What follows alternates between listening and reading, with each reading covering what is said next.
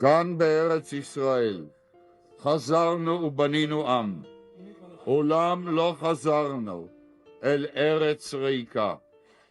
היו כאן פלסטינאים שנאבקו נגדנו משך 100 שנות פרעות ודמים. אלפים רבים משני הצדדים נהרגו בקרב על אותה פיסת אדמה. אנחנו יכולים להמשיך להרוג ולהמשיך להיהרג, אבל אנחנו גם יכולים לנסות ולהפסיק את מעגל הדמים הבלתי נגמר הזה. אנחנו יכולים לתת סיכוי לשלום. The voice you just heard was Yitzhak Rabin, speaking 1 month before his assassination. He was the first Israeli prime minister born in Palestine, not in exile, not in the diaspora, but from the very soil itself.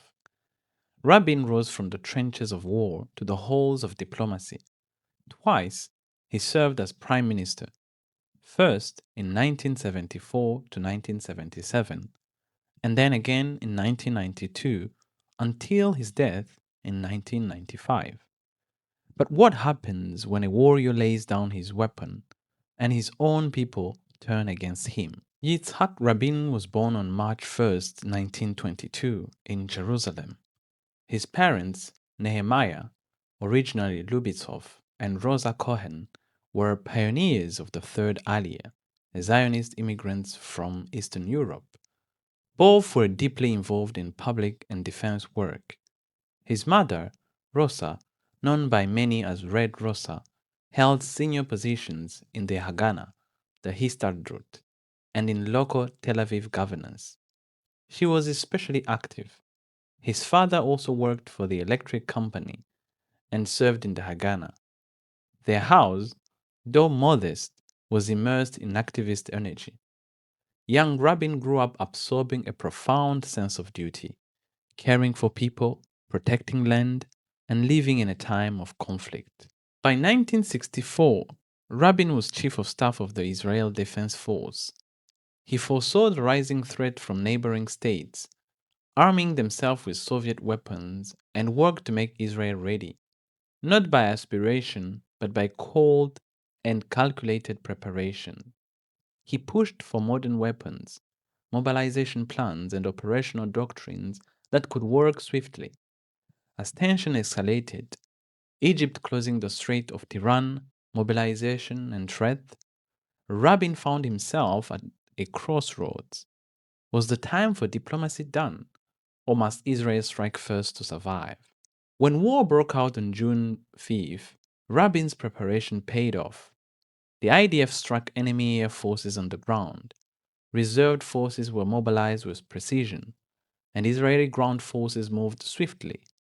Within days, Israel held key strategic territories.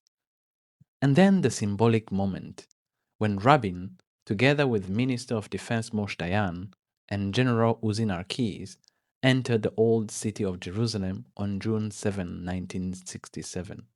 Reclaiming what had been lost for 19 years. After leaving military command, Rabin made his entry into politics. Over the years, he held posts such as Minister of Defense, then Prime Minister, twice. His first term saw efforts to maintain security while building society. But it was his second term in the 1990s that would define his legacy.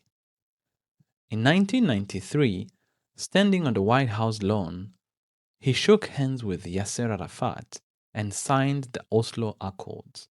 It was a story of faith, a faith that enemies could become partners in peace. Rabin himself understood the risk. Many believed he was inviting his doom.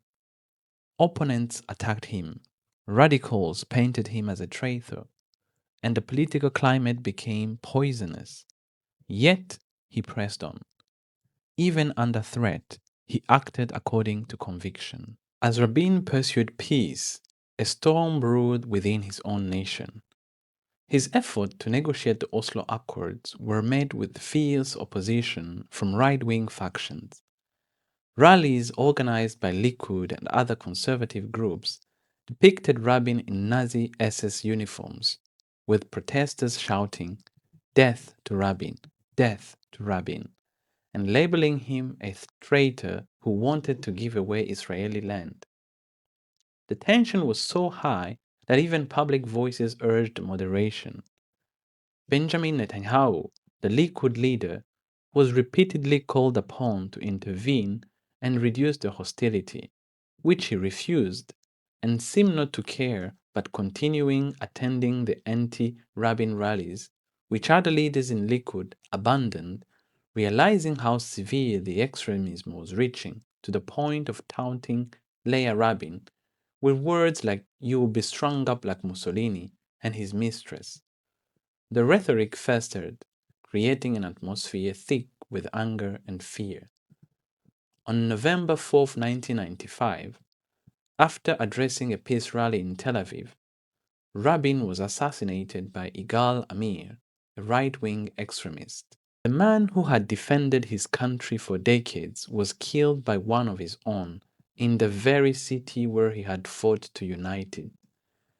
Rabin's death shook Israel and the world. His assassination was more than a national tragedy. It was a stark reminder of the perils of political polarization and hatred. Rabin's funeral became a historic testament to the man he was. Millions of people filled the streets of Tel Aviv, not only Jews, but also dignitaries from across the globe, including leaders from the Muslim world, attending to honor his commitment to peace. The ceremony was both solemn and transcendent, a rare moment where political, religious, and national divisions seemed suspended in recognition of his courage. Among them, the most poignant tribute came from President Bill Clinton, who famously said, "Goodbye, friend," in Hebrew, Shalom Chaver. At the rally that evening, Rabin addressed the crowd.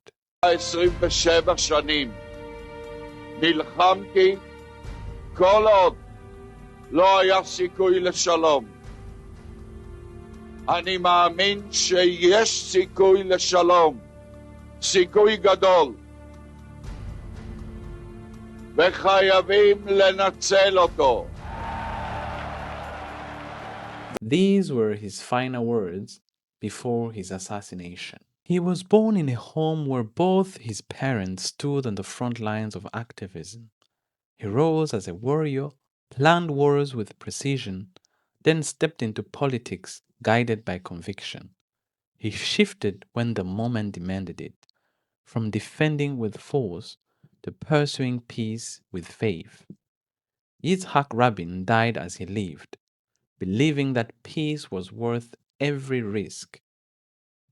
A journey that prompts us to ask, in today's world, can we find leaders who, like Rabin, are willing to risk everything for the chance of peace? If you believe in the power of courageous leadership, don't forget to subscribe to Figures in Time and discover more stories of individuals who dared to change the world.